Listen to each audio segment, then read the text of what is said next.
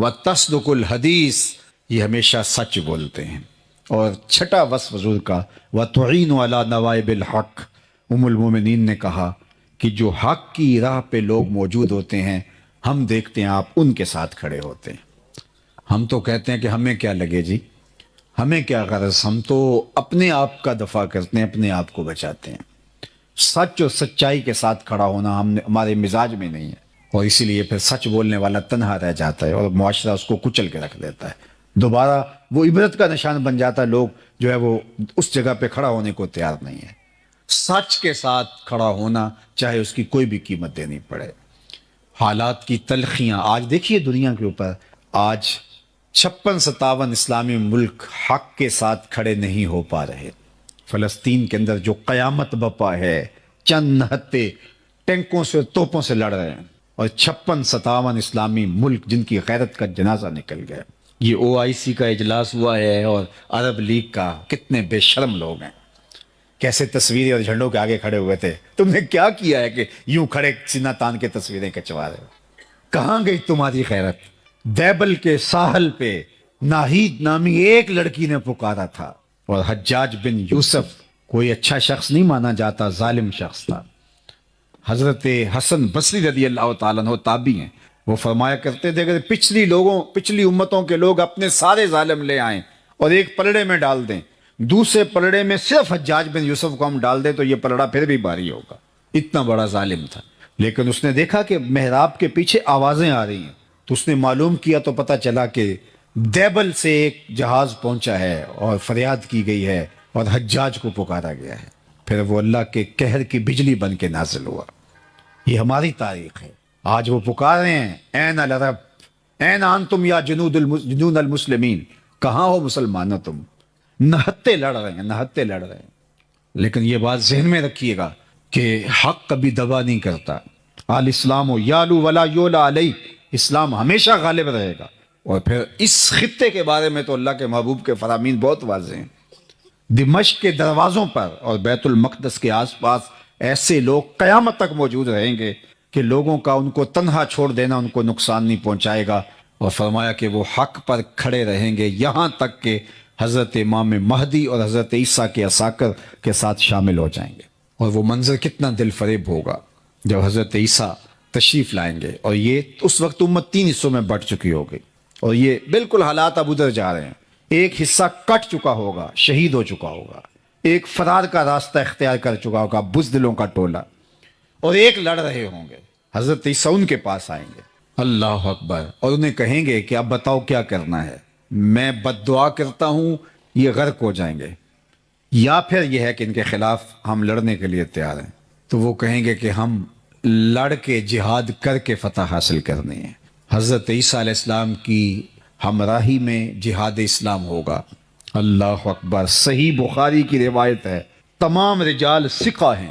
میں اب میری زبان نہ کھل جائے، بڑی کوشش کی گئی کسی طرح سے حضرت امام مہدی کے نزول والی حدیثوں کو ضعیف قرار دیا جائے، آج سے چند سال پہلے محققین بٹھائے گئے کسی ملک میں، لیکن نہیں کر سکے، اور یہ حدیث بخاری میں ہے، اور اس سے ملتی جلتی باقی صحیح حدیث میں بہت ساری حدیث ہیں۔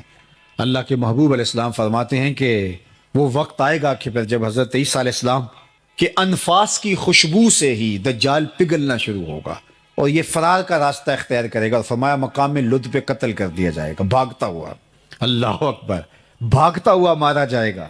وہ جو جس پہ ناز ہے، اور وہ کہتے ہیں 1000 سال حکومت اس کے آنے پہ ہم کریں گے، اور ہیکل سلیمانی بنانے کے لیے یہ بےتاب ہیں، اور وہ تخت داؤدی جو رکھا ہوا ہے انگلینڈ کے اندر، وہ یہاں ہیکل سلیمانی میں رکھنے کے لیے بےتاب ہے کہ یہاں آ کے ہمارا مسیحا بیٹھے گا۔ وہ ان کا مسیحا بھاگتا ہوا مارا جائے گا، اور یہاں 6 ماہ کے بچے بھی سینے پہ گولیاں کھا رہے ہیں۔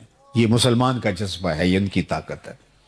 پھر حضور علیہ السلام نے فرمایا کہ جب مقام لد پہ اس وقت جو ایک چھوٹا سا دیہات تھا، تو اس وقت لوگ کہتے تھے یہ لد چھوٹا سا دیہات ہے، یہاں کیسے فرار ہوگا، لیکن آج دنیا کو پتہ چل گیا دنیا کا حساس ترین ایئرپورٹ یہی ہے، اور 2 ٹرمینل اس کے بند ہیں جو انتہائی ہنگامی صورتحال کے لیے رکھے گئے ہیں۔ تو اب سمجھ آئی کہ دجال یہاں سے بھاگنا شروع ہوگا، اور یہاں حضرت عیسیٰ کے ہتھے چڑھ جائے گا، خنزیر کو بھی قتل کریں گے اور دجال کو بھی قتل کریں گے، صلیب کے نشان کو بھی توڑیں گے۔ اور پھر اسلام کو اللہ مسلمانوں کو یوں فتح دے گا کہ حضور نے فرمایا کہ اگر کسی پتھر کے نیچے، بخاری کی روایت ہے، پتھر کے پیچھے، پہاڑ کی اوٹ میں، کسی غار میں، کھو میں، کسی جگہ پہ بھی کوئی یہودی چھپ کے جان بچانا چاہے گا تو وہ پتھر بھی آواز دے گا کہ یہ ظالم میرے پیچھے چھپا ہوا ہے۔ اللہ اکبر۔ پھر شرق سے لے کر غرب تک، شمال سے لے کر جنوب تک، کائنات کی کوئی چھت ایسی نہیں ہوگی جہاں میرے نبی کے نام کا جھنڈا نہیں جھول رہا ہوگا۔ اللہ اکبر۔ اللہ اسلام کو غلبہ اور قوت اور طاقت اور توانائی عطا۔ اور میرے اور آپ کے آقا و مولا نے فرمایا والذی نفسی بیدہ لینزلن عیسی ابن مریم ثم لئن قام علی قبری فیقول یا محمد لاجیبنہ، فرمایا مجھے قسم ہے اس رب کی جس کے قبضے میں میری جان ہے، عیسیٰ ابن مریم آئیں گے، یہ سارا کام مکمل کرنے کے بعد حضور کی بارگاہ میں حاضر ہوں گے، حضور کے روضہ انور کے پاس۔ جب کام جرنیل مکمل کر لیتا ہے تو پھر سیلوٹ کرتا ہے اپنے باس کو، تو حضور کی خدمت میں جائیں گے۔ لَيَنزَلَنَّ عِيسَىٰ ابْنُ مَرْيَمَ ثُمَّ لَئِن قَامَ عَلَىٰ قَبْرِي، پھر وہ میری قبر پہ، میرے روزے پہ آئیں گے۔ فَيَقُولُ يَا مُحَمَّد، اور قبر پہ کھڑے ہو کے مجھے یا محمد کہہ کے آواز دیں گے۔ لَأَجِيبَنَّهُ، فرمایا قسم ہے رب کی میں قبر سے آواز دوں، اس کی آواز کا جواب دوں۔ اللہ اکبر۔ وہ منظر اللہ نے نصیب کرنا ہے۔ دعا کرو اللہ ہماری نسلوں کو امام مہدی کے ذاکر میں شامل کرے، حضرت عیسیٰ کے لشکروں میں شامل کرے۔ بلکہ حضور نے فخر سے فرمایا وہ وقت کیسا ہوگا جب عیسیٰ ابن مریم آئیں گے لیکن امام تم سے ہوگا۔ جب آئیں گے تو تازہ غسل کی طرح قطرے ٹپک رہے ہوں گے آپ کے وجود سے، اور اقامت ہو چکی ہوگی، فجر کی نماز کا وقت ہوگا۔ حضرت عیسیٰ علیہ السلام جو ہیں وہ آئیں گے تو حضرت امام مہدی انہیں کو اشارہ دیں گے کہ آپ آئیں نماز پڑھائیں، تو وہ کہیں گے نہیں آپ ہی پڑھائیں۔ تو یہ واقعہ بیان کرنے کے بعد حضور نے فرمایا وہ وقت کیسا شاندار ہوگا جب ابن مریم آئیں گے لیکن امام تم سے ہوگا۔ اللہ اکبر۔ اللہ نے تو اللہ کی بارگاہ میں یہ دعا کرو کہ ہمیشہ حق اور حقانیت کے ساتھ ہمیں کھڑا ہونے کا جذبہ عطا کر دے۔ تو ام المومنین نے کہا کہ آپ کا رب آپ کو کبھی بھی پریشان نہیں ہونے دے گا، اس لیے کہ آپ کے اندر یہ وصف ہیں، یہ نمایاں 6 وصف ام المومنین نے بیان کیے۔ آئیے میں اور آپ دیکھیں، اپنے اندر اتر کے دیکھیں۔ میں یہاں اگرچہ ممبر پہ بیٹھا ہوں لیکن میں اپنے اندر اتر کے دیکھوں، میرے اندر یہ اوصاف ہیں، ان اوصاف کا کوئی حصہ ہے، اگر ہے تو مجھے مبارک ہو۔ آپ بھی یہاں بیٹھے بیٹھے اپنے اندر اتر کے دیکھیں کہ ان 6 اوصاف کو، جو بڑے نمایاں واضح کھلے وصف ہیں میرے حضور علیہ السلام کی سیرت کے، جو حضور سیدہ خدیجۃ الکبریٰ برجستہ بیان کرتی ہیں، یہ اوصاف ہمارے اندر موجود ہیں۔ اگر موجود ہیں تو آپ کو مبارک ہو، اور اگر نہیں تو میں آپ کو ملامت نہیں کرتا، اور میرے میں نہیں ہے تو آپ مجھے ملامت نہ کیجیے۔ ہم آج سے عزم کر کے یہاں سے اٹھے کہ یہ 6 وصف اپنے اندر پیدا کرنے کے لیے جد و جہد کریں گے۔ پھر سن لیجئے، انک لتصل الرحم، آپ صلہ رحمی کرتے ہیں۔ دوسرا وصف وتصدق الحدیث، آپ ہمیشہ سچ بولتے ہیں۔